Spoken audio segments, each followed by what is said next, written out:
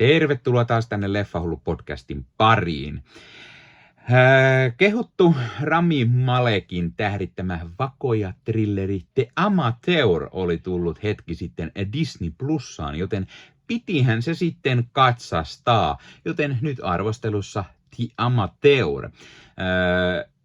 En oikeastaan tiennyt tästä leffasta hirveästi mitään ennakkoon, mutta koska siinä oli Rami Malek ja Laurence Fishburne, se riitti itselle, ja kun minulle tätä leffaa myös suositeltiin, niin päätin sen katsoa, kun se Disney Plussaan tuli.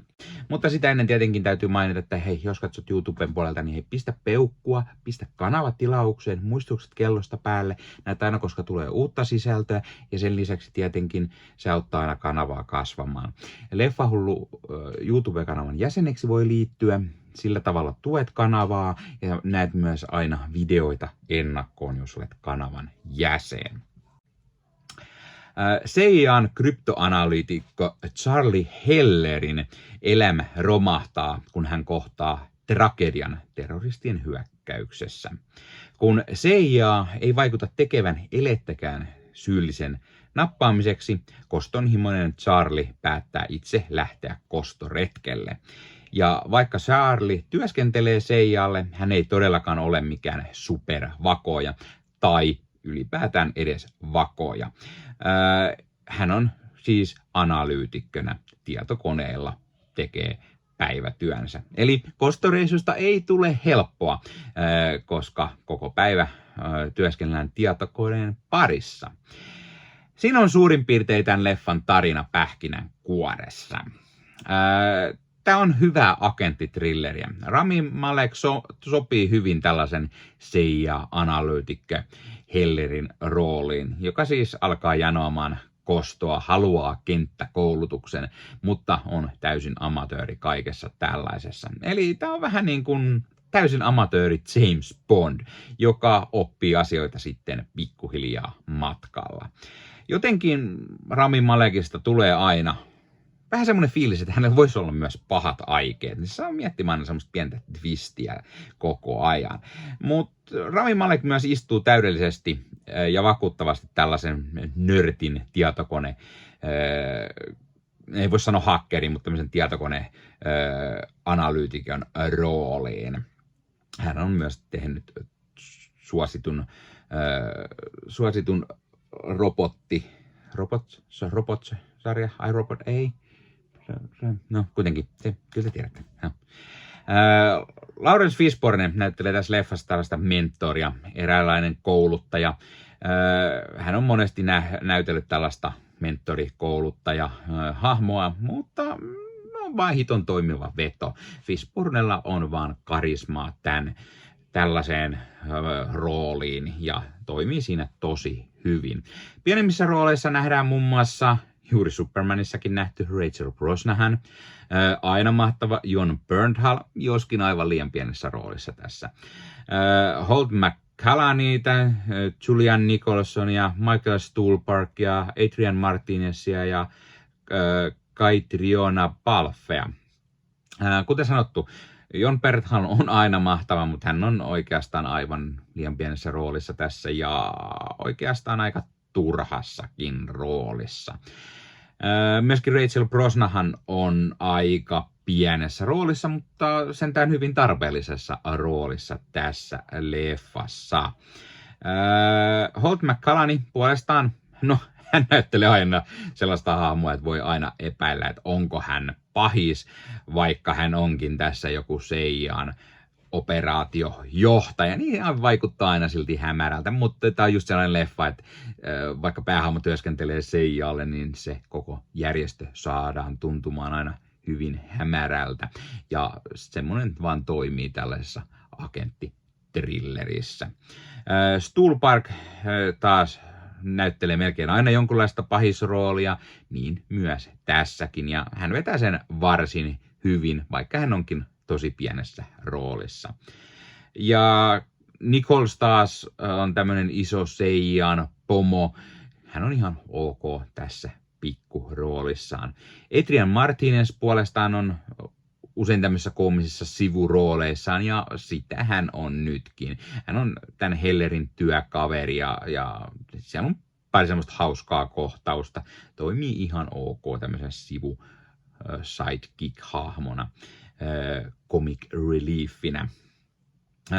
Catriona Palfe on taas tämmöinen salaperäinen inkuliin ja toimii varsin hyvin sellaisessa roolissaan. Tämän elokuvan on ohjannut James Harves, jonka edellinen leffa oli One Life. Ja tämän leffan on kirjoittanut Ken Nolan ja Gary Spinelli, ja tämä perustuu Robert Littlein kirjaan. Meikäläisellä on ollut kaipuu kunnon ysäri-trillereille, ja tämä on melko hyvä yritys olla sellainen. Tästä vähän puuttuu vaan ne kunnon niinku twistit, kunnon jännitys, ja se pääsee semmoinen loistavien ysäri-trillerien tasolle. Tämä on silti melko toimiva leffa, tämä on ihan hyvä leffa, mutta jotenkin mulla niinku ajatus juoksi koko ajan vähän edellä juonen käänteessä, että hei, voisiko tässä leffassa tapahtua näin? Ja sitten kun siinä ei tapahdu, mä sanoin vähän, että okei, miksi te ette hyödyntänyt tätä? Mä olisin kaivannut myös enemmän semmosia hahmojen, niinku, että toi hahmo olikin pahis, tai tää ei hahmo näyttää pahikselta, mutta se ei sit ollutkaan. Vähän semmoista haetaan, mutta ei ihan lähde niinku nousuun kunnolla. Näyttelijät vetää kyllä tosi hyvin roolinsa. Tässä on hyvä semmoista thrillerimäisyyttä. Tässä tulee pikku semmoinen vähän James Bond-fiilikset, semmoinen pienemmän budjetin James Bond niin sanotusti. Eli ei sitä juosta joka maailmaa ympäri, vaikka tässä mennäänkin useammassa eri paikassa, mutta niin kuin pikku James Bond-leffa fiilistä, samalla että tämä on semmoinen ysäri-thrillerin tuntunen leffa. Leffa varsin toimivaa toimintaa myöskin. Ehkä olisi voinut olla vielä pikkusen enemmän, mutta toki sit se ei ehkä olisi ollut niin thrillerimäistä. Kyllä mä sanoisin, että kaiken kaikkiaan mulle jäi kaipuu enemmän katsella niitä ysärin trillereitä kuin sit niinku tätä leffaa. Tämä ei oikein lähtenyt lentoon kunnolla. Mutta silti sen verran hyvin, että kyllä mä tästä ihan viihdyin ja mä antaisin arvosanaksi täällä semmonen 7,5 tai no sanotaan 7,5/10. Eli mä tykkäsin tästä, mutta se ei ihan noussut niin hyväksi kuin mä odotin. Mutta silti sen verran, että kyllä mä tätä ehdottomasti suosittelen. Ja kuten mä sanoin, että leffa löytyy nyt Disney Plusasta, niin sen voi käydä sieltä katsastamassa. Hei, laita kommenttiin. Oletko sä nähnyt tämän leffan The Amateur? Mitä mieltä sä olit siitä? Tykkäsitkö? Et?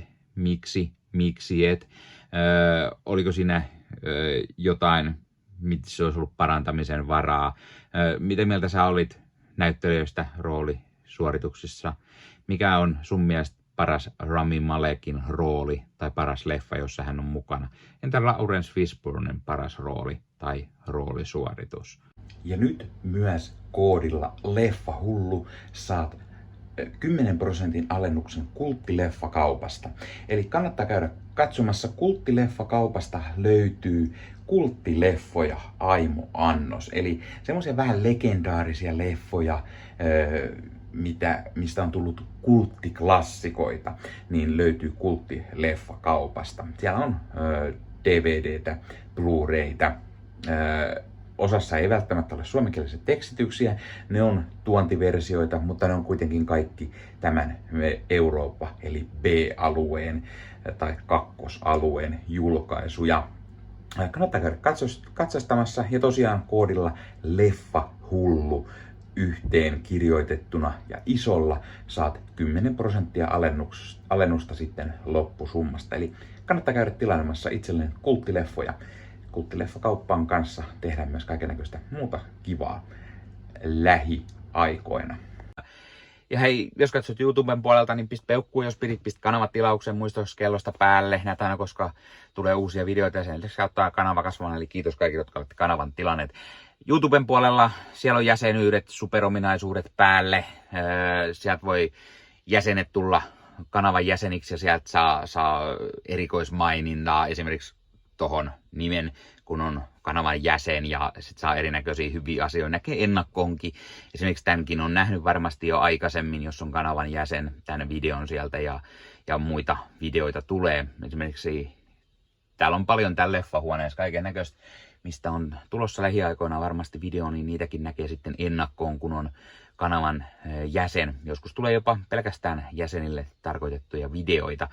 Ja sen lisäksi on kaikki korostettuja vastauksia ja tila ja tämmöisiä merkkejä ja muuta kaikki. Kyllä te tiedätte YouTube-juttut. 0,99 € kuussa tai 2,99 € kuussa, niillä saa erinäköisiä asioita, kun tilailee tai on kanavan jäsen. Ja niitä supertykkäyksiä, superkommentteja, kaikkea voi laittaa, niin siitä tulee muutamat kymmenet sentit sitten tähänkin suuntaan, eli kiitos kaikille, jotka olette niitä laittaneet. Ottakaa Leffahullu somekanavat haltuun, Instagrami, TikTokki, Facebook-sivusto, jäne. Meikäläinen tekee Marvel Podcast Suomea, Star Wars Podcastia ja sitten sen lisäksi meikäläinen kuuluu Leffamediaan, jos on yli 30 sisääntuottajia, jotka rakastavat leffoja ja sarjojen katsomista, niiden arvostelemista ja kaikkeen leffoja ja sarjoihin liittyvää. Sieltä löytyy leffa- ja sarja-aiheiset uutiset, huhut, trailerit, sieltä löytyy haastatteluja, kaikennäköistä leffa- ja sarja-aiheesta. No niin, tämä oli Leffahullu podcast tällä kertaa. Ei muuta, ensi kertaa. Se on moro.